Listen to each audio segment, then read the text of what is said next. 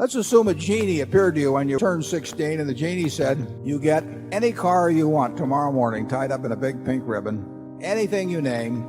It can be a Rolls Royce, it can be a Jaguar, it can be a Lexus, you name it, and that car will be there and you don't owe me a penny. And having heard the genie stories before, you say to the genie, what's the catch? And of course the genie says, well, there's just one. That car, which you're going to get tomorrow morning, car of your dreams, is the only car you're ever going to get. So you can pick one, but that's it. And you still name whatever the car of your dreams is, and the next morning you receive that car. Now, what do you do knowing that's the only car you're going to have for the rest of your life? Well, you read the owner's manual about 10 times before you put the key in the ignition. You keep it garaged. You change the oil twice as often as they tell you to do. You keep the tires inflated properly. If you get a little nick, you fix it that day so it doesn't rust on you.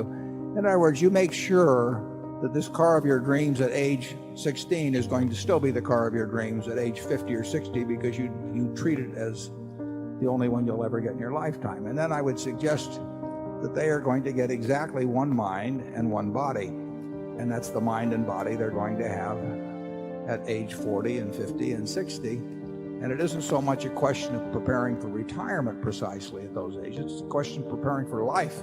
And that they should treat the importance of taking care and maximizing that mind and taking care of that body in a way that when they get to be 50 or 60 or 70, they've got a real asset instead of something that's rusted and been ignored over the years. And it will be too late to think about that when they're 60 or 70. You can't repair the car back into the shape it was. You can maintain it. And in the case of a mind, you can enhance it in a very big way over time. But the most important asset is themselves. Now that asset is far, far more important than any other asset they've got, unless they've been very lucky in terms of inheritance or something. But overwhelmingly, their main asset is themselves. And they ought to treat their main asset as they would any other asset that was divorced from themselves. And if they do that and they start thinking about it now and they develop the habits that maintain and enhance the asset, they will have a very good car, mind, and body when they get to be 60, and if they don't, they'll have a wreck.